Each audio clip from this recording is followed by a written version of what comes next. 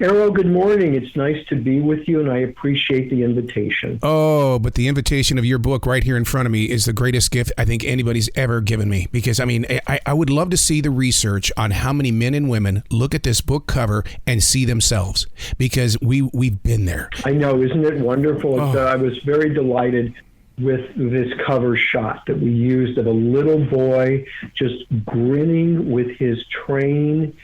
That's what it was all about. There's just something about Lionel. We still have a Lionel store here in Charlotte, and it's fun to go in there and be that kid all over again while wearing adult shoes and coats and things. Yes, in Lionel, which is celebrating its 125th anniversary this year, they are based near Charlotte now, and I think Lionel, like baseball or cars or music, they cross the generations. I think that's what's kept them strong over so many years. Their toys have become more than playthings. They really are ways for kids and parents and grandparents to play together, to work together on displays, and really come to know and trust and love each other. One of the things that you point out very clearly in your book, and now that I've read it, it really does place a big place in my heart, and that is symbols of hope and determination. Yeah, when we were building those tracks, when we were building those cities, we had hope, we had symbols inside our head of what all of this was going to look like. It was the dreams. And that was something Lionel was so good with, and I think comes across in the photographs, whether they're photographs of ordinary families at Christmas or dads and kids and moms in basements or movie stars and professional athletes. These trains sparked dreams of what they could do and the skills and talents that they didn't even know they had, but kids could learn from their dads and grandparents. And then all of a sudden, artistry comes forth. Carpentry is done. Yeah.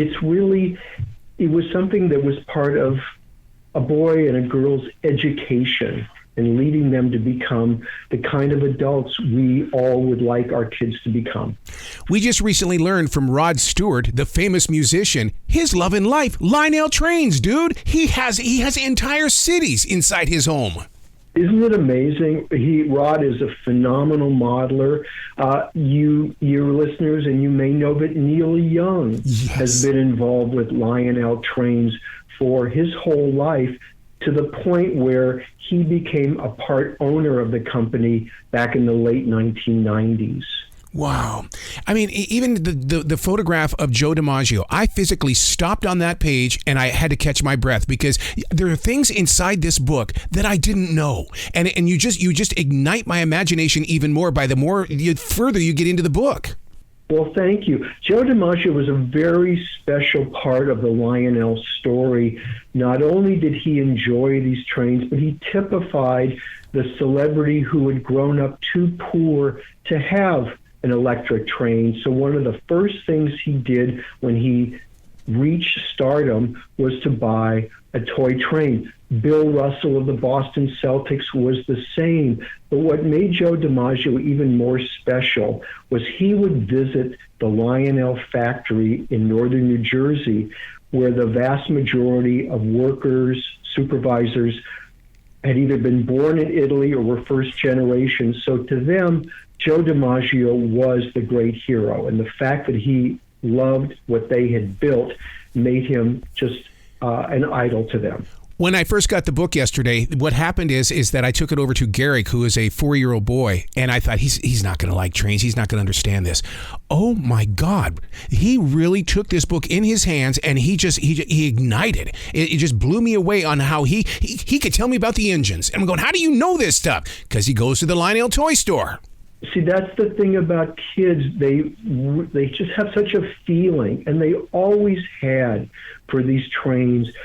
Kids growing up in the 20th century, this was a great status symbol. To own a Lionel train made you important in your own eyes, in the eyes of your buddies, because you wanted to play trains with them. Yep. And I just remember when I got mine, it was a sense of maturity. I was really young, but I had this sense of my parents trusted me with something electrical. I wasn't going to hurt myself with it, and instead I was going to use it in a very mature, careful manner.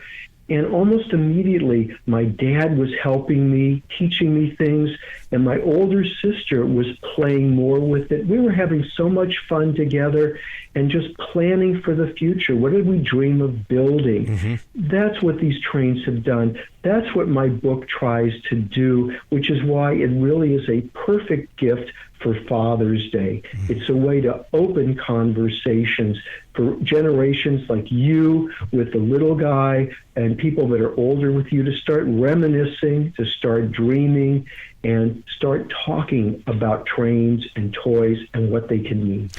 One of the things that I did as a child when it came to my Lionel toys and my train is the fact that I introduced it to my Tonka trucks as well. And so everything was that city. I wanted it to be a great marriage. I wanted it to be like a real town. And I loved the way that we went there.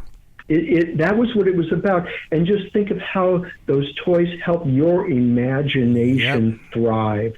There were no frontiers. You could do what you wanted, and you wanted to show it and build it and make it better over time, get your friends involved, get your family involved.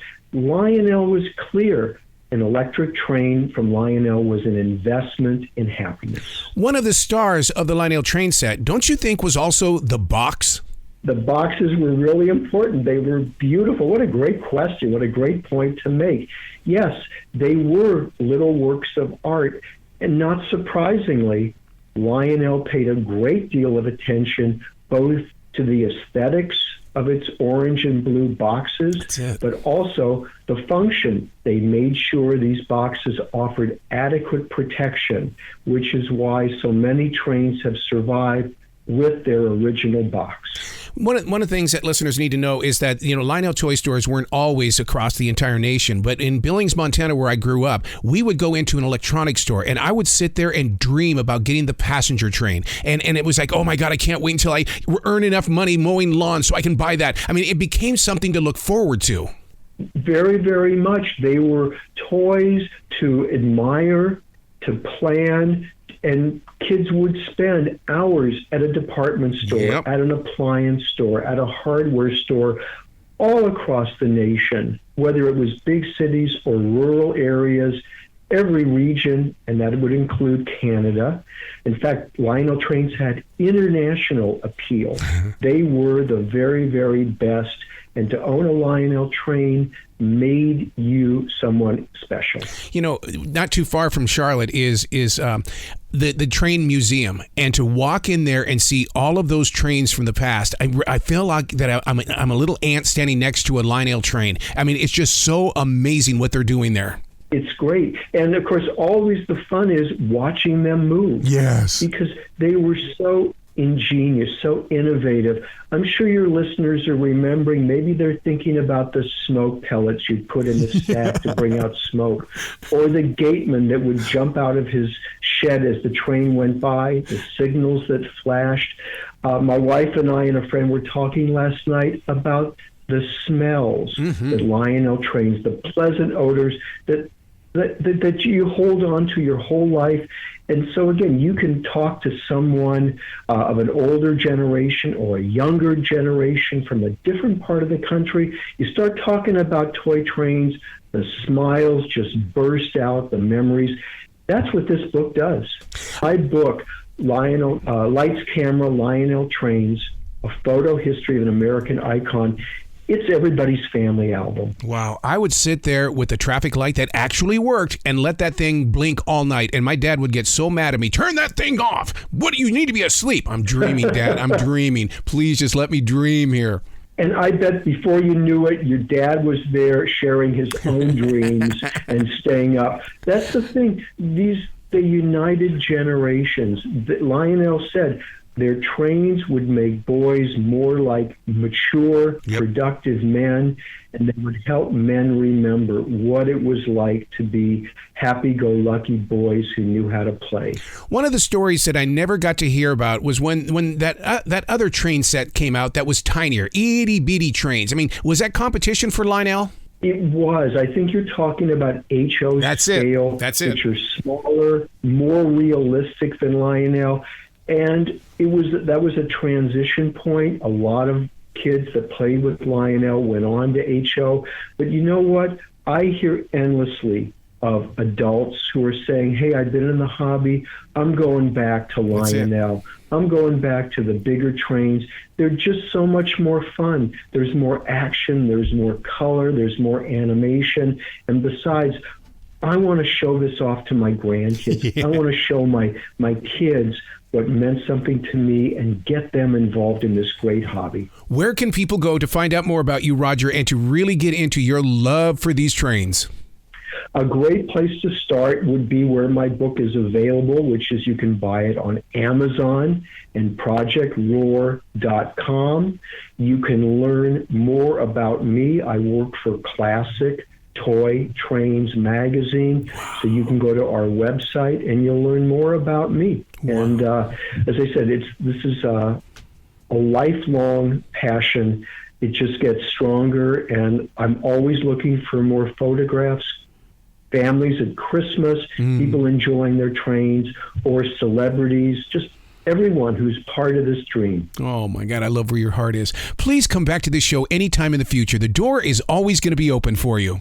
Arroe, thank you so much. It's a wonderful invitation. I would look forward to it, and just talk more about Lionel and the dreams. I'm sure your listeners are going to be contacting you and sharing their stories. I'd love to hear them. Excellent. Be brilliant today, okay, sir? Thank you so much. Again, thank you for the invitation. Lights, Camera, Lionel Trains, A Photo History of an American Icon, Amazon, and projectroar.com. Happy Father's Day.